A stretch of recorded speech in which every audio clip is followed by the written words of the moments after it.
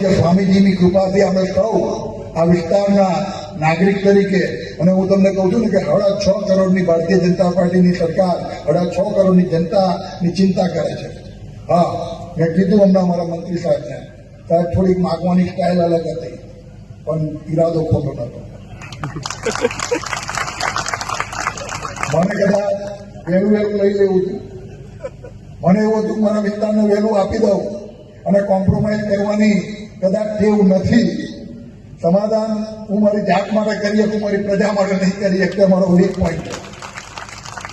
પણ દિલથી હૃદયથી 13 વર્ષની અંદર આ સાવલી નેસર અને સાવલી નગરના પ્રત્યેક વ્યક્તિની ચિંતા મારી ભારતીય જનતા પાર્ટીની સરકારે કરી છે. આ પ્રસંગે હૃદયથી એમનો ખૂબ ખૂબ આભાર માનીશ. આપ સૌને આજના આ ડેપોના લોકાર્પણ પ્રસંગે હું અભિનંદન પણ આપું છું.